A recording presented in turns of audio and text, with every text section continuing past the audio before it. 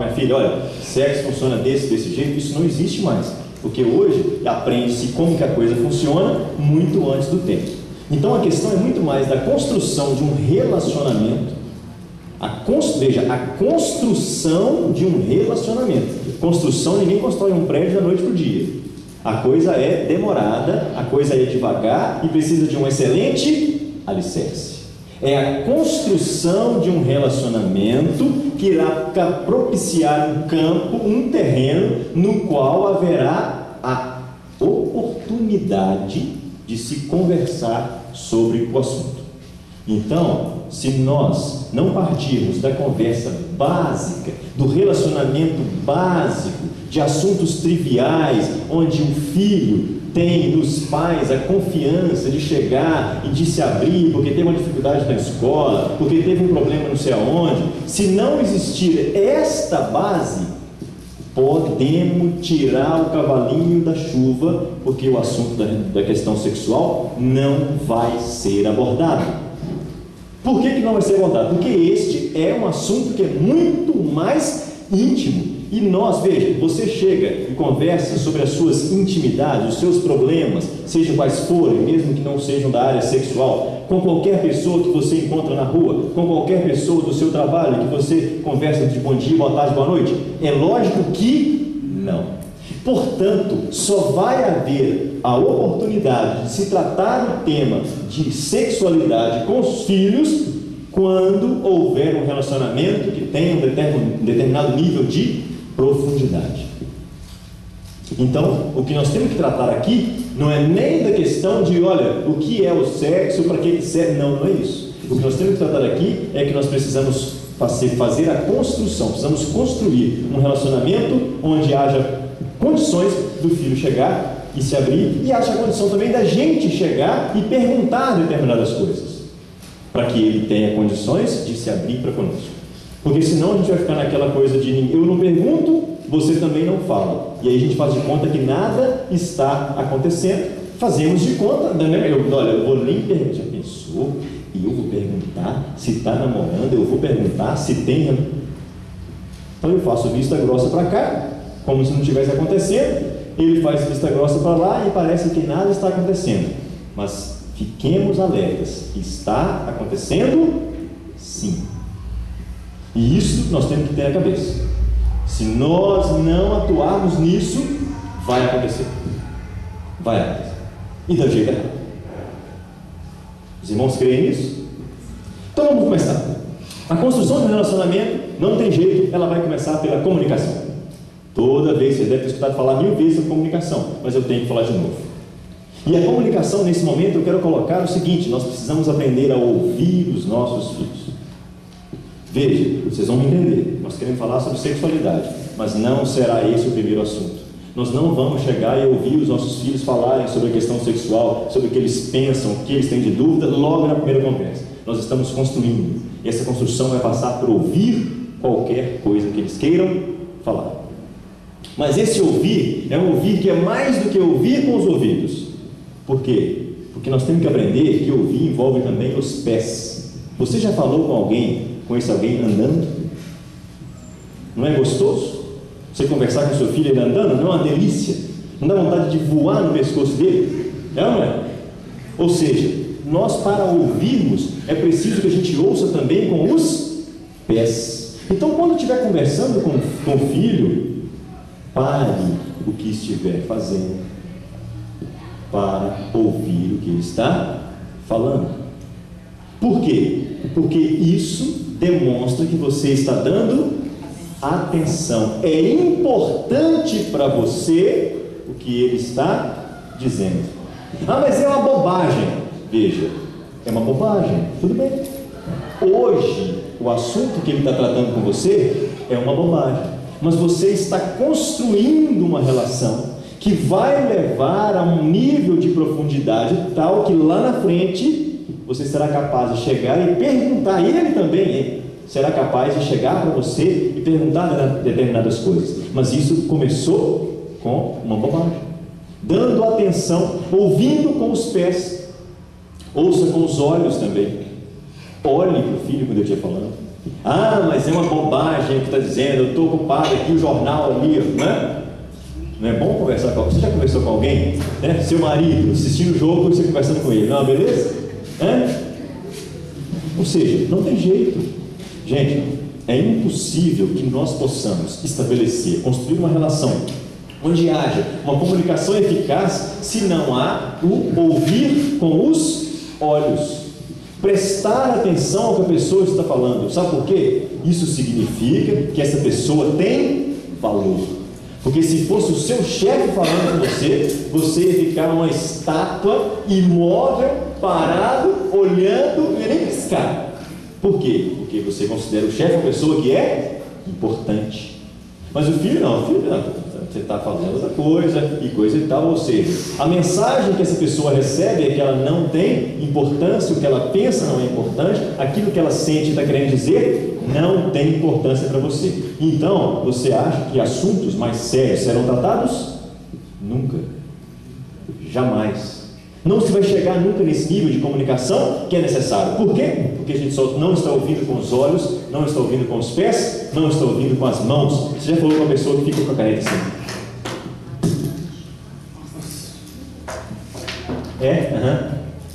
Vontade de pegar a caneta e fazer a pessoa engolir, né? De raiva. Isso não acontece com vocês, só comigo, né? Sou uma pessoa mortal comum. Vocês são seres angelicais, né? Não passam raiva com esse tipo de bobagem, né? Não tem esse problema, não deve ter, não deve. A comunicação, ela também, além da gente ouvir dessa forma que eu estou dizendo, ouvir com os olhos, ouvir com os pés, com as mãos, prestar atenção no que a pessoa está dizendo, é necessário que a gente consiga demonstrar empatia, mostrar interesse. Porque quando você está falando com a pessoa, o jeito que a pessoa faz com a cara te dá a entender se ela realmente está valorizando o que você está falando ou não. É ou não é? E lembre-se que agora os meninos não são mais crianças. Não são mais crianças. Eles estão na fase da adolescência, uma fase de indefinições. A gente sabe, tem hora que a atitude é de criança, né? Menino de 5 anos de idade faz birra igual bebê, né? E tem hora que é adulto. Ou seja, eles estão nessa fase de transição, mas a mente deles, eles já não são tão inocentes mais, a ponto de que você vai conseguir enganá-los, olhando, fazendo aquelas caras de total desinteresse, e ele não será enganado. Ele está lendo isso. O adolescente, diferente da criança, ele consegue ler nas entrelinhas. Isso é uma coisa que depende de uma cognição maior. Não é para criança, mas para o adolescente já tem. Então ele lê nas entrelinhas aquilo que está sendo dito, sem palavras. Então, se eu olho para você e acho que você está fazendo aquela cara de desinteresse total, esqueça. A comunicação vai acabar ali. Não vai haver um aprofundamento nisso e, portanto, nós não vamos chegar nos assuntos que nós queremos chegar. É preciso que a gente fale com os filhos sobre sexo? É preciso que fale também sobre drogas. E é preciso que fale sobre homossexualidade, sabia? Esses assuntos têm que ser tratados. Agora, se esses 3 assuntos são assuntos de um nível tal de profundidade que só vai acontecer esse nível de conversa se nós desenvolvermos uma ampla comunicação. Então tem que haver empatia. A pessoa tem, o filho precisa perceber que isso está acontecendo. É lógico, a gente vive correndo, vive apressado, tem que trabalhar, tem que produzir, tem que bater a cota, tem não sei o que, tem que responder fulano, tem não sei quem para ver, tem que fazer isso, tem a casa para mexer, etc. e tal. Isso tudo é importante. Mas a gente tem sempre que lembrar de uma coisa. A Bíblia tem, no livro de Reis, a história de um homem chamado Hilel. Vocês conhecem? Nunca, só está lá. Só tem um versículo que fala sobre ele. O nome dele só aparece no versículo. Um único versículo. É no livro, é logo que fala sobre quando fala de Acabe. A gente lê tanto sobre Acabe, fala de Acabe para lá, Acabe para cá, etc. e tal, mas tem lá um versículo apenas que fala sobre esse nome, Hilel. Hilel, eu vou contar para vocês a história dele. Embora esteja no único versículo, a história dele é bem comprida. Hilel reconstruiu Jericó. Hilel diz assim: naquele tempo, lá no texto diz Acabe, não sei o que, ordinário, sem vergonha, casou com Jezabel, que era endemoniado. O texto fala tudo de Acabe. Aí no finalzinho tem um versículo assim: naquele tempo, Hilel, o betelita, reconstruiu Jericó. Com a morte do primogênito, lançou os fundamentos, E com a morte do seu filho mais novo, colocou-lhe os portões. Esse texto me chamou a atenção, ele pulou assim da Bíblia. Você sabe, de vez em quando a gente está lendo um texto e ele... Mas como que isso estava escrito aqui e eu nunca tinha visto? Embora tenha lido várias vezes esse texto.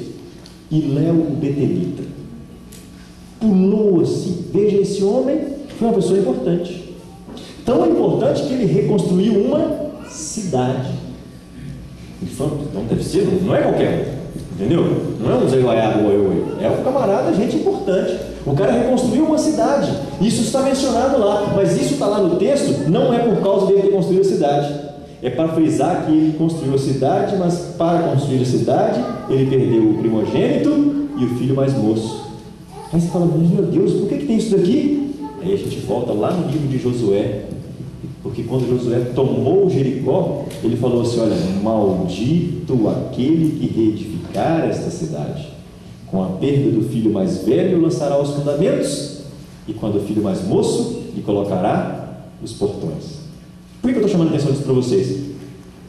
Porque muitas das vezes nós corremos tanto atrás da nossa realização, sermos pessoas bem-sucedidas profissionalmente, pessoas bem-sucedidas financeiramente, e isso é importante, etc, etc, etc, etc e tal, assim como Iléu provavelmente foi uma pessoa que fez tudo isso, mas veja o preço que muitas das vezes nós iremos pagar. Então a história desse moço, ela ficou permeando a minha cabeça por muito tempo, um texto ali perdido no meio das Escrituras, mas a gente sabe que a Bíblia não foi escrita à toa, está ali porque tem um ensinamento nisso. Então eu quero colocar isso aqui, é muito importante, por mais que a gente tenha tanta coisa para fazer, tanta coisa para correr, e isso é assim mesmo, a vida moderna exige isso de nós, mas não existe nenhum sucesso que vai recompensar a perda de um filho, por exemplo, como aconteceu com esse moço, Iléu, o betelita. Então demonstra, para o que está fazendo. Mas para o que está fazendo. Lembre-se que não tem nada mais importante do que você ouvir o filho com empatia, com interesse, porque isto é a construção de um relacionamento que um dia, não tenha pressa, um dia vai te permitir chegar no nível de comunicação que você precisa, que é falar sobre o que a gente está falando aqui, falar sobre a questão sexual, por exemplo, com seu filho. Tem que ser assim. E agora uns conselhos práticos apenas na comunicação. Coisas básicas. Muitas das vezes o filho começa a falar, o adolescente tem um jeito diferente de conversar, fala uns trem meio esquisitos. No ímpeto, a gente tem a mania de interromper a conversa e já dar uma resposta. Isto é a pior coisa a fazer. Porque fica com aquela enrolação, dá tanta volta para falar um negócio, e um tanto de trem esquisito, e não sei o quê, que a gente já quer logo dar logo a resposta, né? É não, ou é sim, ou vai depressa, não quer saber, você que sabe, se vira para lá. Isto mata a comunicação. Eu estou interrompendo o que a pessoa está falando.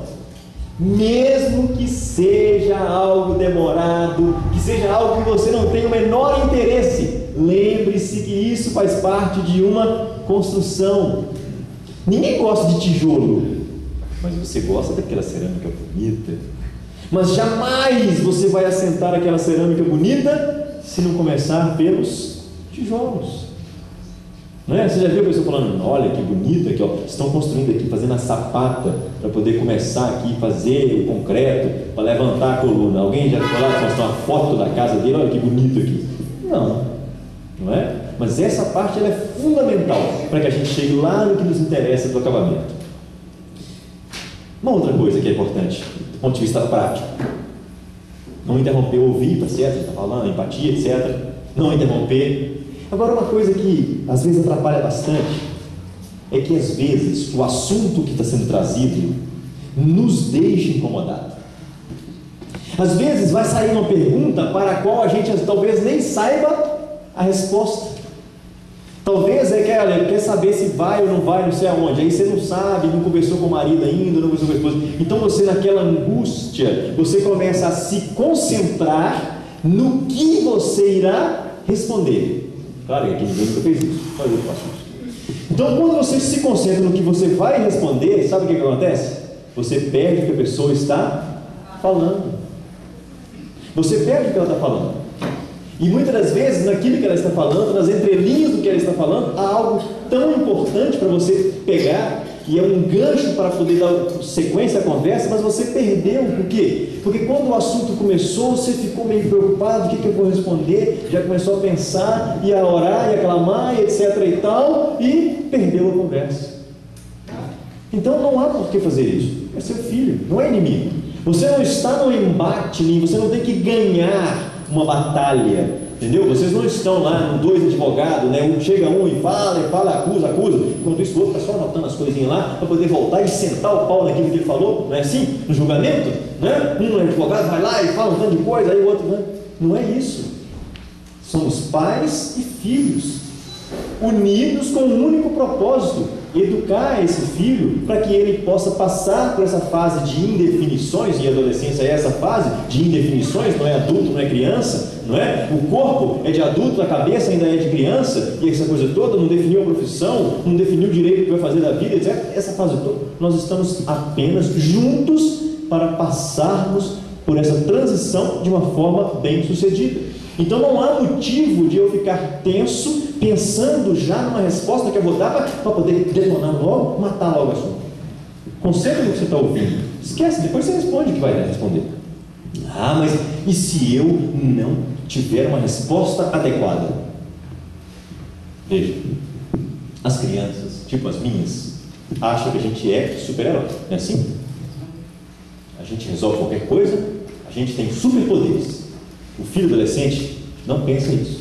Na verdade, ele tem certeza de que você tem erros, e olha, muitos, e eles sabem todos, são capazes de anotar um por um para você, caso você não se lembre. Então não há a necessidade de a gente ter logo a resposta exata. Né? E aqui se você, porque a Bíblia diz isso, lá em Isaac 25:33 diz, porque vai ser assim. Isaac é o meu livro, né? Então veja, não há essa necessidade. Então, se não há essa necessidade de eu ter sempre a resposta na ponta da língua, eu não preciso ter medo de dizer o quê? Não sei. Mas como? Como é que eu, na minha autoridade de pai, de mãe, vou deixar ele perceber que eu não sei? Você não precisa deixar perceber, ele já sabe. E você não sabe. Ele apenas quer que você seja honesto. Porque nós estamos aqui, lembre-se que nós estamos, nosso objetivo é a construção de um relacionamento. A construção de um relacionamento tem que se pautar pela confiança. Então você está sendo testado e não percebeu ainda. Será que eu posso confiar mesmo nessa pessoa? Então ele te faz um teste. Pá. E a gente, inocente na história somos nós, os pais, né? Fica achando que se a gente tá cara enrolada e coisa e tal, vamos sair por cima e está tudo certo. Está tudo errado. Nós estamos transmitindo a ele, nós não somos a pessoa de confiança que ele precisa ter. Mas sabe qual é o problema disso? É que se nós não somos a pessoa de confiança que nessa fase eles precisam, alguém lá fora será.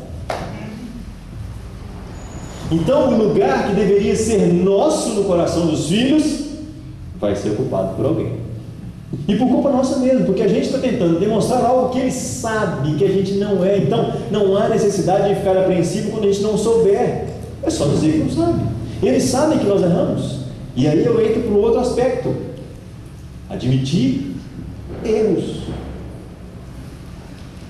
Nós precisamos chegar para os nossos filhos e admitir que nós erramos. Mas aí a minha autoridade vai... Não. Lembre-se disso. A nossa autoridade, ela deve existir não porque nós somos superpoderosos, somos infalíveis. Não. É porque nós somos os pais. Pais, seres humanos. Seres humanos como qualquer outro, que também comete erros.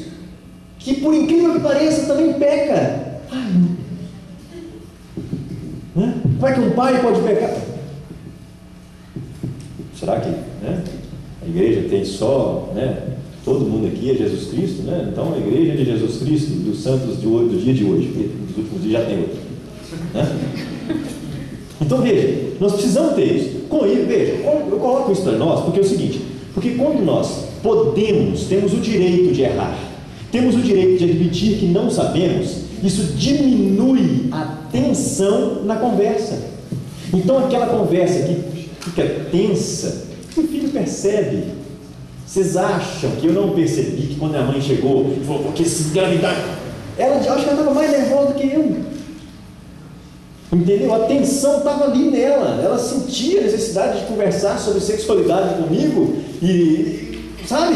Então a gente chegou chutando logo. Entendeu? Então estava claro aquilo. Então o filho vai perceber. Então não precisa haver esse clima tenso. Quando você está com um amigo, você não conversa tranquilo? Você não chora quando precisa? Você não fala das suas dificuldades, reclama e coisa e tal? Gente, por que vai ser diferente? Não, porque filho, porque papai, não sei o quê. Não existe isso. Isso só piora. Isso só gera um clima onde a pessoa vai olhar e não vai ter a confiança que ela precisa ter para chegar onde a gente está querendo chegar. Nós temos um objetivo. Nós precisamos chegar num nível mais profundo. Gente, uma outra coisa que eu preciso colocar. Não devemos nos apressar em emitirmos a nossa opinião. Do tipo, o que é? Você está maluco? Como é que você fez isso? Você acha que se numa conversa sobre um assunto lá, seja lá o que for, que não é ainda o que a gente estava querendo chegar, a gente já logo sai dando o coice, falando que eu estou aqui contando que na escola eu tive um troço lá e fiz isso, ou fiz aquilo outro, ou colei e não sei o que, já tomei essa. Se eu disser o que a gente anda fazendo, eu estou morto, né? Crucificado com os braços abertos ainda, sem direito a uma lança do lado esquerdo, ou seja, vai demorar mais para morrer, né? Então não dá para a gente se apressar em expressar aquilo. Tudo bem, tem hora que a gente vai ouvir coisa que a gente vai ficar, né?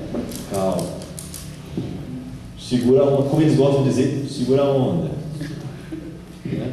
Fica tranquilo, tenha calma, porque vai ser com o ganhar dessa pessoa é que a gente vai conseguir expressar aquilo que a gente pensa, aquilo que a gente acredita, mas tem que ganhar. Então não seja muito apressado em expressar logo o que você está pensando. Mais uma coisa, algumas coisas que vocês irão conversar, e nós cremos que vai evoluir essa comunicação, serão segredos. Então guarde-os. Não há nada pior para um filho do que ele compartilhar algo. Pode ser uma bobagem, mas às vezes ele tem vergonha daquilo. E ele contou como um segredo. E de repente um outro membro da família está sabendo. Sabe o que vai acontecer? Dificilmente você vai conseguir chegar no nível de comunicação que gostaria. Por quê? Porque o assunto da sexualidade ele vai ser tratado com um extremo segredo. Se a pessoa não guarda segredo, não tem como conversar com ela. Tem? Aquele colega seu de trabalho que antes você conversou com ele lá no café, então quando você chega na sessão, o porteiro da outra portaria já está sabendo, esse colega você não conversa com ele essas coisas. Você conversa superficialidades. Então esse assunto será guardado para conversar com outra pessoa, que vai se apresentar como amigo, que vai ouvir com os olhos, com os pés, com os braços, com as mãos, com tudo, que não vai expressar raiva, que não vai expressar medo, e que será alguém que vai ser capaz de demonstrar empatia. E esse alguém, muitas das vezes, irá ensinar algo que você não iria ensinar. Então, guarde o segredo. Às vezes, a conversa, nesse nível, ela irá tratar de assuntos em que o adolescente, ele se sentiu frágil. Às vezes, uma derrota que teve, uma coisa desse tipo. uma nota que foi mal, um assunto, sei lá, não sei, alguma questão problemática. Porque as questões positivas, você não precisa tratar com esse cuidado todo. As negativas, sim. Então, se a questão é negativa, baixa autoestima, qualquer coisa desse tipo, o que nós precisamos fazer nessa hora é demonstrar para o filho uma atitude positiva. O quê? Você tirou 0, seu. Isso não vai adiantar. Então, a atitude, nessa hora, ela precisa ser positiva. É um problema, ela falou que eu sou feio, e não sei o que, coisa e tal. E olha, a gente está falando isso daqui, parece uma bobagem, mas adolescente tem um negócio que esse negócio de ser feio, que é uma coisa terrível. E pode ser a pessoa mais linda do mundo. Se cismar que é feio, meu filho, não tem ninguém que muda. Só Deus. Entendeu? E isso tem uma importância. Aí a gente fala, que bobagem. Para nós pode parecer uma bobagem. Mas isso é algo que está tão na alma do adolescente, que se nós não dermos atenção devida, mais uma vez, nosso relacionamento não chegará onde nós queremos. Então, se o assunto é negativo, etc. e tal, nós precisamos ter uma atitude positiva, no sentido de que o quê? Foi mal na prova dessa vez, mas você vai conseguir ser sempre tão bom, e coisa e tal, uma atitude positiva. Será que nessa hora eles precisam de alguém para acabar de julgar eles para baixo? Não. Ali é o momento da gente ser aquele braço que vai lá e vai puxar para cima. Eu sei que nem sempre vai ser fácil, mas a gente tem que ter isso, tem que ter essa atitude, e não só ali de falar, mas temos que agir dessa forma. Está com dificuldade na escola? Então vamos tentar ajudar. Mas eu sou analfabeto. Você arruma alguém que saiba ler, não é? Para poder ajudar. É como a gente consegue isso. Conversa, pergunta os irmãos da igreja, irmão, tem alguém aí que sabe alguma coisa de matemática para ajudar aqui? Tem alguém que quer saber, né? Tem alguém que sabe. Tem os irmãos que sabem alguma coisa de química? Um pouquinho, às vezes sabe, né? E tenta ajudar, não é mesmo? E por aí vai. Então, uma atitude positiva, ela é muito importante nessa hora, porque isso vai fazer com que o filho se sinta confortável, e é exatamente esse o motivo pelo qual ele te procurou, porque precisava de algum consolo, precisava de um apoio. Então, a atitude positiva fará toda a diferença nessa hora. Nesse momento é hora de você reafirmar o valor que ele tem como pessoa. A gente não liga para essas coisas, mas para um adolescente é muito importante que você repita que ele é importante, que ele tem valor, que ele é importante no seio da família, que ele é uma pessoa que é muito importante para Deus, que a obra do Senhor depende muito dele. É muito importante isso. Lembre-se que nós estamos lidando com alguém que está ainda em busca de formar a sua identidade. Então, se nós dissermos, olha, você tem valor, você é importante, veja, principalmente diante do momento que a pessoa fracassou, isso é extremamente importante.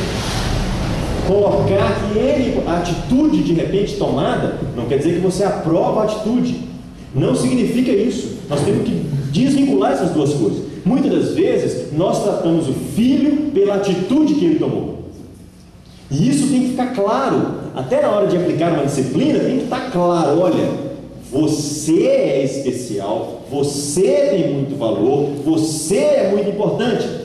O que você fez não é aprovado.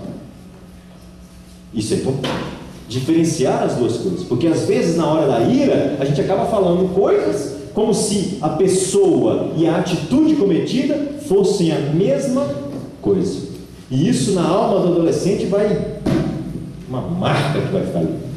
E a gente tem muitos exemplos de marcas aí na Bíblia, não é? Muita gente que teve uma marca e que isso mudou a sua história pelo resto da vida. Lembram da história de Jefté? Jefté não perdeu a filha por causa de uma batalha, porque ele falou, porque se Deus me der a vitória, eu mato para ele, vai ser sacrificado para ele o primeiro que me aparecer. E quem apareceu? A filha. Mas por que ele fez esse voto tão louco? Porque ele tinha tanta vontade de demonstrar para os irmãos dele que o haviam expulsado porque ele era filho de uma prostituta. Olha só, como que as marcas, elas acompanham a pessoa. Lá atrás, Jefté havia sido expulso de casa, porque ele era meio-irmão, né? Os irmãos eram filhos da mãe lá e tal, o mesmo pai, mas o pai teve um relacionamento com uma prostituta, e aí nasceu o Jefté. E os irmãos dele, então, tiravam chacotas dele: você é filho da prostituta. E isso o marcou, ele saiu daquele lugar, foi viver em outro local. Depois, a gente sabe a história, ele voltou, guerreou e ganhou. E aí a filha dele foi o custo dessa vitória. Tudo por causa de uma marca. Então veja como é importante essa questão de uma atitude de afirmar o valor que o adolescente tem, o valor, quanto ele vale para a família. Lembre-se, seja flexível naquilo que puder ser flexível. Como assim? Se a gente disser só não, tudo for não, o que vai acontecer? Falou. Há coisas que nós não podemos abrir mão. Tem princípios que são princípios, e é esse princípio e acabou. Tem coisa que dá para flexibilizar. Por exemplo, fumar é não. Cigarro, não e não.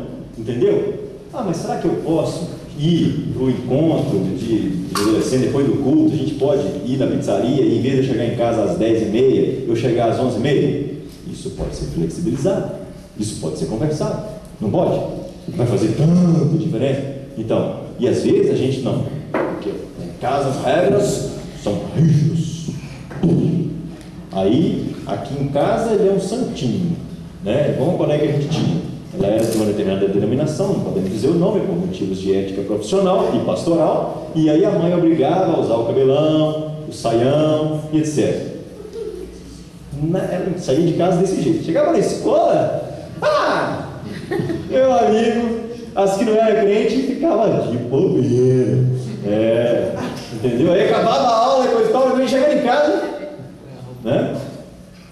Saía o chifre, parecia uma coisinha, a auréolazinha, e chegava em casa. Ou seja, as regras daquela casa eram rígidas. Não funciona. Não funciona. Há coisas que são inegociáveis e nós temos que ter atitude firme. Há coisas que a gente pode flexibilizar. Então, saiba de vez em quando flexibilizar. Isso alivia a tensão e facilita a adesão àquelas regras que são rígidas. Então, ser flexível naquilo que for possível ser flexível. Mas eu não sei. Então, converse, corre atrás de gente, conselheiro na igreja, corre atrás dos pastores, busque, então, orientação. Eu estou na dúvida se isso eu posso flexibilizar ou não posso. Então, converse, busque orientação e tente flexibilizar naquilo que for possível. Seja sempre muito claro e, sobretudo, honesto. Não tente fazer com que o filho entenda o que você está querendo dizer. Seja claro. Seja claro. Coloque as coisas como são. Porque muitas das vezes a gente fala as coisas assim meio que sem, né? Meio truncadas e acha que a pessoa vai entender. Não, seja claro. Por quê? Porque se nós estamos tratando com questões onde existem princípios e existem normas, a pessoa precisa saber exatamente que norma que é. Não pode ficar aquela coisa do, né? Não sei, eu acabei sem entender. Falou um tanto de coisa, não sei se eu posso ou se eu não posso. Então tem que ser claro e sempre ser honesto. Não é? A gente tem que ser honesto. Por quê? Porque se a gente é desonesto naquilo que está falando, fala uma coisa e faz de outra forma, acabou, perdeu-se a confiança nessa relação. Sempre na comunicação. Uma coisa que é muito importante: controle sua raiva. Nem sempre é fácil, né? Gente, menino, tem hora que faz a gente ferver os miolos. Não é? A gente fica, mas é preciso controlar a raiva. Sabe por quê? Porque se nós demonstrarmos uma explosão de raiva para um adolescente, isso dá a ele superpoderes. Isso significa, eu estou dizendo para ele assim: olha, você tem o poder de mexer comigo. Acabou. Ele não precisa de mais nada. Ele descobriu que ele consegue mexer com você. Então ele consegue te tirar do sério. Então agora ele tem superpoderes. Não é? Agora está tudo no comando. E isso é claro, isso é muito sério. Por quê? Porque se eles percebem que realmente conseguem nos manipular, fazem com que nós percamos a nossa razão, porque assim, você explodiu de raiva, você já perdeu a razão. Não tem um ditado que diz que apelou, perdeu? Né?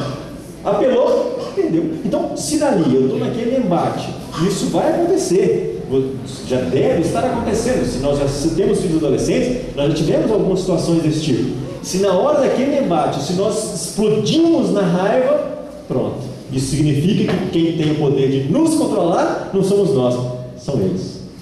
Então agora está fácil. Já sei o que eu tenho que fazer, está tranquilo, passa agora a manipular.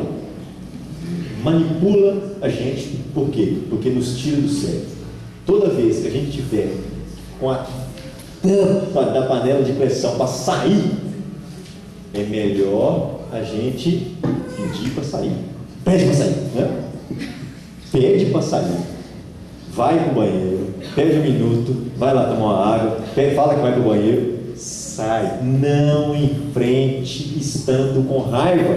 Por quê? Porque a coisa vai virar uma briga. O que deveria ser um diálogo torna-se uma briga. E quem vai ganhar?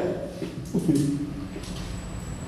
Se nós explodirmos, eles já ganharam. Sempre. Mesmo que a gente diga que não, que a gente bata na mesa, que não sei o que, que enquanto você estiver dentro desta casa, debaixo do meu nariz, você vai ficar olhando assim, aquela cara, bastante claro. Já aconteceu com você? Gente, hein? Você consegue imaginar essa cena? Acabou. E aí fica difícil você bater, porque você tem valor, porque você é especial. Tem jeito? Tem. Não adianta. Não vai ter jeito. Tudo que a gente está falando aqui não consegue, acabou. Não dá. Então, nunca responda nada na ira. Arruma um jeito, pede para sair, respira fundo, conta até 10, depois volta. Bem, de comunicação, de forma resumida, eu queria colocar isso para você. Há um outro aspecto que eu quero colocar, que considero importante também, para que nós cheguemos ao ponto da questão sexual com os filhos, que é uma questão de posicionamento. Como assim? Quando eu falo de posicionamento, eu quero colocar que a gente precisa deixar claro qual é o posicionamento, qual é a identidade da nossa família. E para isso, eu quero colocar aqui alguém que se posicionou na Bíblia e colocou claro qual é a identidade daquela família. Josué, no seu livro, no capítulo 24, no versículo 15, não precisa abrir, ele termina o versículo dizendo assim: olha, eu e minha casa serviremos ao Senhor. Josué posiciona, olha, nesta casa nós servimos ao Senhor. Se nós precisamos construir filhos que sejam servos do Senhor, além de termos uma excelente comunicação com todos esses aspectos que a gente está falando aqui, é estritamente necessário que nós nos posicionemos. Mas como assim? Em lares, lamentavelmente, dentro das igrejas, e eu não me refiro apenas à Igreja Batista da Lagoinha, mas das igrejas no Brasil, que não, você chega e você não sabe se é um lar cristão ou não. Como assim? Como assim? Deixa eu te mostrar. Como anda o relacionamento entre os cônjuges? Tem gente que vive no casamento uma amostra grátis do inferno aqui na terra. E os filhos vão perceber. Então, se eu tenho um casamento tão tumultuado, será que um casamento tão tumultuado deixa claro para o meu filho que aquele lar é um lar que serve ao Senhor? Vai gerar dúvida. Mas que estranho, né?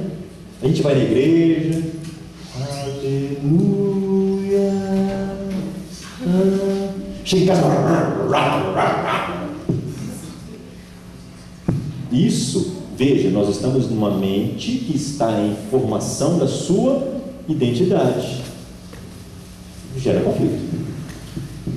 O casamento, então, veja, é extremamente importante que nós ajustemos o nosso casamento. A gente tem dificuldade no casamento? Então trata de consertar o casamento. Ah, não consegue?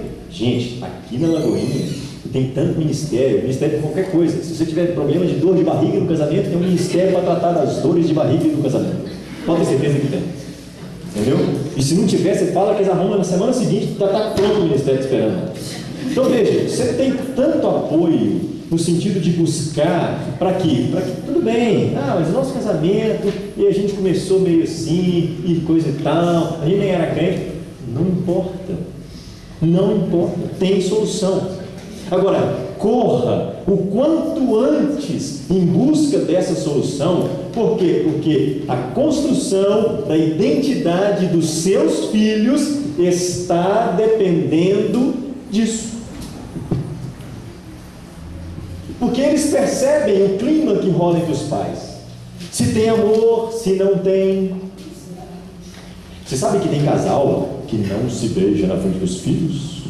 Porque eles misericórdia. Sabe por que eles não beijam do filho? Porque eles se odeiam. É por isso. É isso que os filhos vão entender. É preciso que haja demonstração de carinho, de amor e de afeto diante dos filhos, para que eles entendam que aquele lar é um lar equilibrado, com um casamento santo e que, portanto, é um lar que serve ao Senhor. Eles vão perceber. E eles precisam ver isso. É preciso, então, que a gente ajuste o casamento. Sabe por quê? Porque casamento doente não tem como gerar filho saudável. Como? Não tem jeito. Então, ajuste o casamento. Demonstrar amor. Nesse casamento, me conta uma coisa. Como é que é o princípio de autoridade e de submissão? Quem manda lá é Jezabel? Hein? Ou é o Acabe? Isso é importante. Por quê? Veja, eu e minha casa serviremos ao Senhor. Aí a gente vai na igreja e diz, porque o homem é a cabeça do lar, porque não sei o que, não sei o que. O adolescente está lá vendo isso. A Bíblia está falando isso. Ele pega a Bíblia, já sabe ler, tal, ele vai lá e lê, porque o marido, não sei o que, não sei o que. Mas dentro de casa, o negócio é meio às avessas, né? A mulher bate na mesa, o marido com o rabo das pernas e chega correndo, balançando os amigos. Tem uma coisa errada. É meu jeito. Então trata de converter o seu jeito, porque senão você e o seu jeito vão tudo para o inferno. Ajuste o casamento. O casamento precisa ser decente. Chega, vamos falar de casamento. Chega. O assunto não é casamento. Dízimos. Você é dizimista? Veja bem, você está formando a identidade de um filho. Você quer formar no filho a identidade de alguém que serve ao Senhor. Eu quero, né? Eu quero. Pastor de Deus tem uma lanhada arrumada. O pastor é muito amoroso, trata a gente com muito amor, né? Chegou lá em casa, eu comprei um negocinho escrito assim: eu e minha casa seremos o Senhor. Pus na porta, né? Eu espero que isso esteja também no coração. Amém? Ai, meu Deus do céu. E o dízimo? Você é dizimista? Se você não é, toma vergonha na cara e vai ser. Porque você está construindo a identidade do filho. Ele precisa aprender isso. Então você tem que ser dizimista, e tem que ser dizimista às claras, para que o seu filho entenda que você realmente serve ao Senhor. Isso chama-se posicionamento. E o posicionamento é um dos aspectos para que você seja alguém que seja capaz de criar uma identidade no coração desse filho, para que esse filho tenha confiança em você e possa se abrir com você para o assunto da questão sexual, de blá blá blá blá blá. O respeito.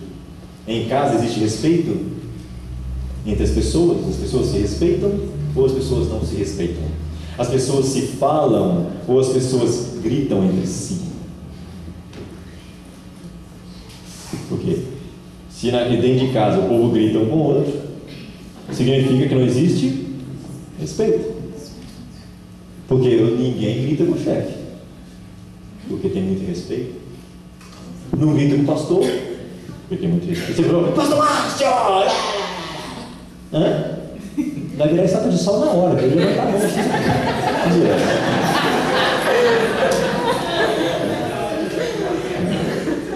Eu não grito com o pastor Márcio, não, rapaz, está doido? Hã?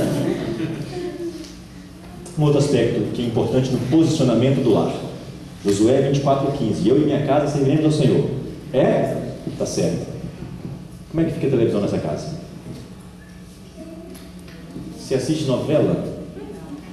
Se você assiste novela, eu vou dizer para você que vai ficar difícil você tratar da questão sexual do seu filho. Porque a novela já está ensinando para ele tudo aquilo que você não gostaria que ele aprendesse. Qualquer novela que você ligar vai estar falando de homossexualismo, lesbianismo, traição, mentira, discórdia e toda mais podridão que você puder imaginar. Qualquer uma delas. Das 6, das 5, das 4, do meio-dia, da 1 hora da manhã, qualquer um. No horário aí é só para poder você se programar para não perder, porque a baderna é a mesma. Então, veja, assistir novela devia ser proibido. E realmente é.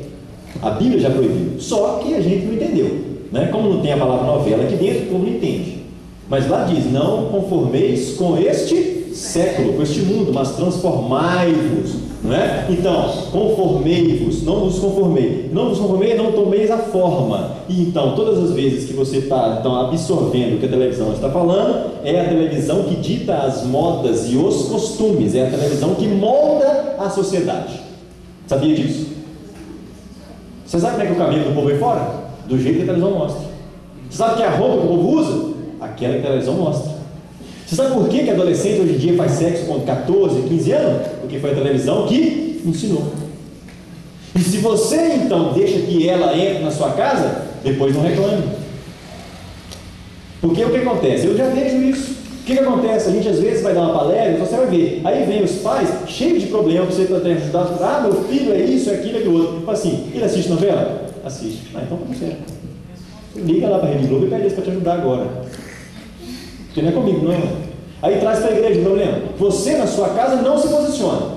Porque se você se posiciona, se eu coloquei lá em casa que não é para assistir televisão, novela, não pode, meus filhos podem assistir novela, não pode assistir novela, não acabou. Eles não podem assistir novela. E nem minha mulher, e nem eu. Certo? Não podemos. E a internet? Você deixa o computador no quarto dele? Até que hora que ele pode usar? Quem que controla? Quais os sites que ele acessou nas últimas 7 dias para trás? Você olhou o histórico lá para ver onde é que foi que ele entrou? Ou ele apaga o histórico? Se ele apaga o histórico, pior ainda. Porque quem não deve, não tem. Então, veja bem, um computador com acesso à internet no quarto de um adolescente é uma faca de 2 gumes. Primeiro, é preciso que haja uma confiança muito estrita. Não estou dizendo que é pecado. Estou dizendo que se você tem um filho e tem com ele um nível de comunicação que já chegou onde a gente quer chegar, e que você então tem essa conversa franca, que você conhece o coração desse filho, tudo bem. Mas se não está nesse nível ainda, então não está na hora ainda dele ter essa liberdade toda. Lembre-se que você é quem dita quais são os privilégios. É você o responsável por dar ou não privilégios. Então, ter um computador no quarto é um privilégio. Um privilégio que deverá ser usado com responsabilidade. Mas eu preciso conhecer o coração de quem está usando.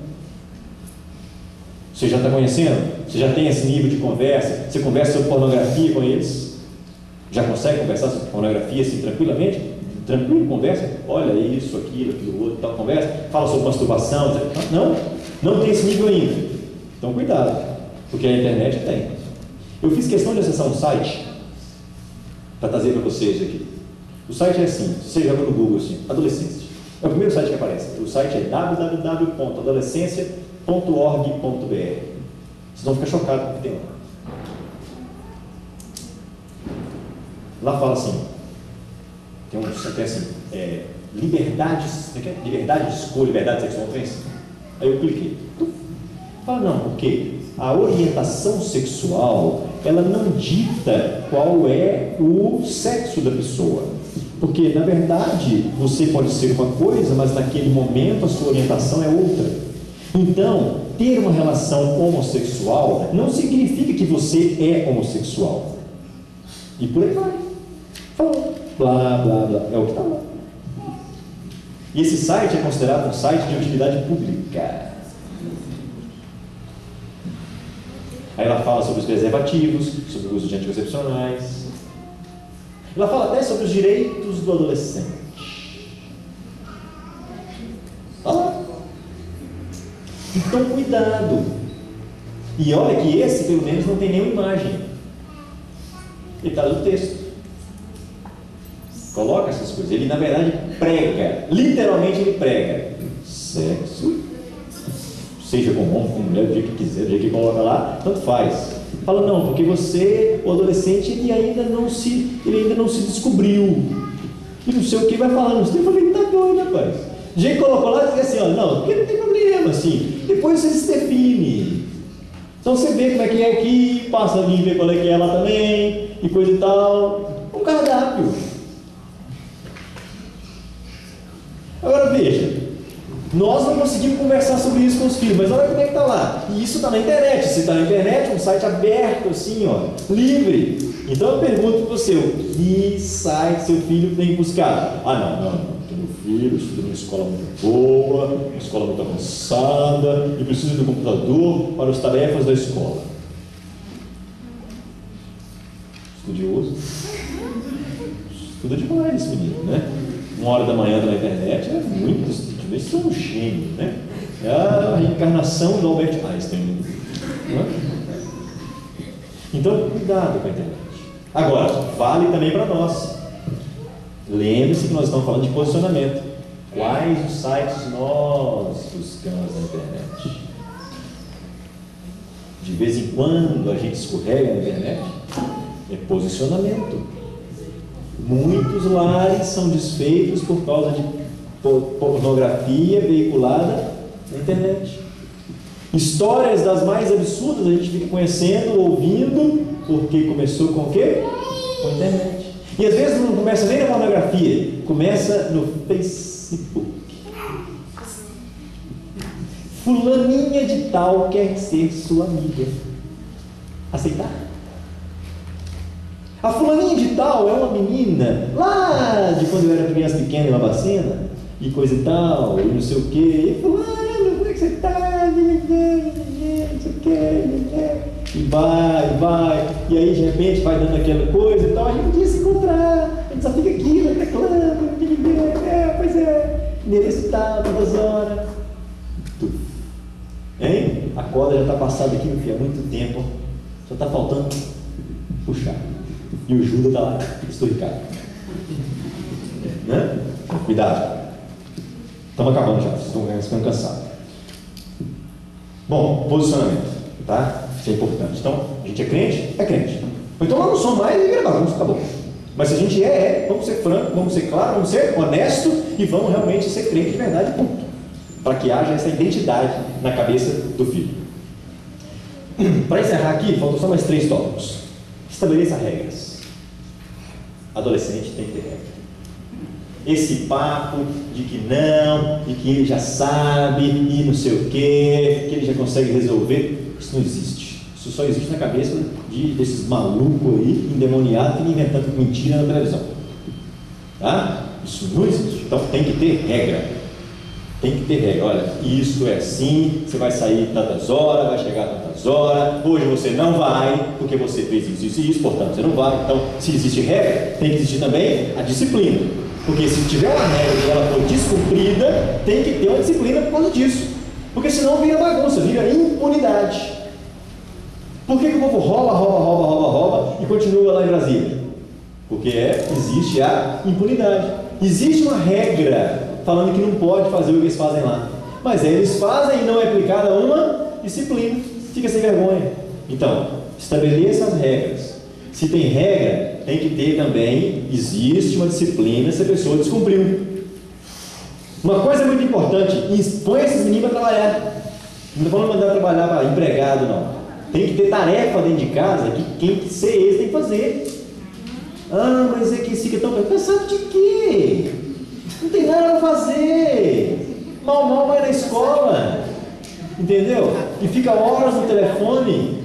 Só isso você está fazendo. Tem que ter regra, filho. Ó, se o seu quarto você tem que arrumar, tá essa bagunça para arrumar, entendeu? Isso aqui você vai fazer, tal coisa é você que vai fazer, e tem que fazer mesmo. Tem que haver um senso de responsabilidade. A pessoa tem que ser útil para alguma coisa. Beleza? Errou, aplica a disciplina. A disciplina para o adolescente, isso é uma questão que ela é uma questão às vezes polêmica. Fala assim, deve bater, não deve bater, como é que é? Eu penso, não estou dizendo que a Bíblia está dizendo, não estou falando isso. Minha maneira de pensar é que com o filho adolescente fica mais difícil aplicar a disciplina física. Talvez seja melhor chamar a responsabilidade, trazendo a disciplina no âmbito do castigo. Mas o castigo não é castigo assim, vai para o seu quarto, ajoelha, fica no milho e fica pensando no que você fez. Não adianta. Escuta, você entrou em site que não era para entrar, correto? Correto. Uma semana sem ligar o computador. Daqui eu trabalho na escola. Traz o computador, senta do lado dele e vamos acessar aqui. Então, pesquisa aí, na geografia, não sei o que. Acabou? Liga, tchau. Você violou a norma, violou a regra, vai arcar com as consequências. A pessoa tem que entender que a vida é assim, né? Existe regra, existe consequência. Sabe por quê? Porque quando a gente for falar com eles sobre a questão sexual, a gente vai dizer que existem consequências. E eles vão entender que existe. Porque eles não entendem que existe consequência. Acham que é só sair por aí, né? Aproveitando a vida. Tá? Aplica a disciplina. Bom, e o namoro? Para encerrar. E o namoro? Bom, namoro, um assunto polêmico. Não tem polêmica nenhuma. A gente não tem que coçar a cabeça. Namoro é o seguinte: namora para casar. Você já vai casar? Não. Então você namora. Qual é a dificuldade? Eu não entendo. Qual é a dificuldade que está existindo? Meu filho, você trabalha? Não. Você vai estudar a família como? Convento? Então, nessa fase, o adolescente não precisa namorar. O adolescente não tem que namorar, o adolescente tem que estudar, ter uma profissão decente. Aí, a hora que ele tem condições de arcar com a família, ele namora. Sabe por quê? Porque, não, mas você não sabe. É que ele tem que descobrir. Vai descobrir, sabe por quê? Sexo fora do casamento. É isso que vai descobrir. Porque lembre-se que os hormônios deles estão assim, bombando, né? Adolescente, se vê uma cueca na janela, já fica doido. Não precisa ver mais nada. Já enlouquece. Já ferve, né? Sobe a temperatura, né? Então tenha sempre chuveiro frio em casa, isso é importante. Bom, então, veja, com tanto hormônio à flor da pele, com a sexualidade ali nos poros, vai começar. Pega aqui, pega ali, põe a mão não sei aonde, escorrega a mão não sei aonde. Gente, você sabe o que é isso? Quando o adolescente está namorando, o que está acontecendo com ele é brincar com fogo. É brincar com fogo. Sabe por quê? Veja, toda a tentação sexual na Bíblia, todas, exceto uma, os caras caíram. Todo mundo na Bíblia que foi tentado, caiu, todos eles, menos um. Só teve um mais que não caiu. Você quer ver um exemplo? Um deles era a unção em pessoa. A unção em pessoa. O bicho pegava na arca que os demônios saíam tudo vazado. Era só pegar a arca, o demônio saía quebrando, batendo no outro, trombando em modo de pressa. De tanta unção. Mas a unção, então, não, mas nossos filhos, eles ministram louvor na igreja, dança que é uma beleza, é poder, é fogo, é unção, é alegria. E aquilo ali você tem que ver, rapaz, pastor Márcio passa longe deles na unção. Mas o cara que tinha maior unção fez o quê? Caiu. E a força física, bruto, machão, resiste mesmo. Aconteceu? Caiu também. Não é? Caiu. O cara mais ungido, caiu. O mais forte, caiu. E a sabedoria? Conhece a Bíblia de Gênesis, Apocalipse, para cantar qualquer versículo. Ageu 2:3. Pá! Esse menino é só sabedoria. Olha como é que prega. Olha isso, olha como é que domina a palavra. E não sei o quê. O mais sábio fez o quê? Caiu também. Com a questão sexual, Paulo alertou para Timóteo. Falou: Timóteo, faz o quê? Foge. E o único que escapuliu foi o que fugiu. Acaba ficou para trás. Mas ele vazou. Quis nem saber disso. Saiu quebrando. Então a questão sexual, ela para o adolescente, ele tem que fugir. Agora me diz uma coisa: ele não tem idade para casar, não tem estrutura familiar para poder construir um casamento, não tem grana para casar e vai ficar namorando. Fala sério. Está de brincadeira comigo, né? Vai estar provando o pecado em doses homeopáticas. E aí, daí a pouco, quando pensa que não, aconteceu. Então, isso é uma questão importante e que deve ser conversada. Não adianta chegar nesta casa, só namora, depois que fizer 28 anos, tiver 2 faculdades, 3 pós-graduação e já estiver preparando o doutorado. Assim, não é por aí. É por isso que nós temos que trazê-los com base nesses princípios que a gente conversou aqui. Porque aí nós vamos ter condições de chegar e ir, expor e colocar. Agora, o que eu faço? Já está namorando? Bom, então senta para conversar, coloque esses princípios. Ah, não tem jeito, eles não vão terminar e tal. Então você vai ter que ter umas regras muito claras. Mas muito claras. Você vai ter que literalmente namorar junto com eles. É o único jeito que tem. Entendeu? Vocês vão namorar os 4, pai, a mãe e os filhos da namorada. É isso aí, vamos lá, né? A namoradeira vai ter 4 assentos em vez de 2. Ele vai sentar os 4 ali. E vai ser você e o marido no meio, o rapaz numa ponta e a moça na outra. Se quiser, pode continuar namorando. Tem certeza que não vão querer. Absoluta. Dou a cara a tapa, vocês vão querer continuar esse namoro. Porque o namoro é para outras coisas. Que desse jeito não vai ter jeito. Esmurece o amor.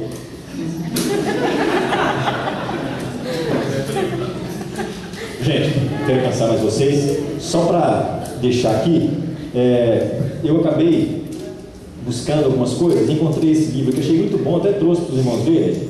É bem legal, assim, é do Jaime Kemp, que é um autor excepcional, chama-se Meu Filho Cresceu, e agora? Convivendo com um adolescente contemporâneo. Muito bom, não sei quanto custa, não ganho nada com isso, mas pode ser muito útil, tá? E fala muito sobre esses assuntos que eu coloquei com os irmãos aqui, de uma forma muito mais detalhada e tudo. E ele tem vários capítulos sobre droga, sobre baixa autoestima, sobre pornografia, sobre a pressão dos amigos. Tem muita coisa boa nesse livro. Deve ter, não sei, eu comprei ele em Brasília, mas esse ano tem qualquer coisa. Se não tiver, você manda falar lá que eles arrumam vocês rapidinho. Tá bom? Deus abençoe vocês, obrigado pela atenção e pela paciência.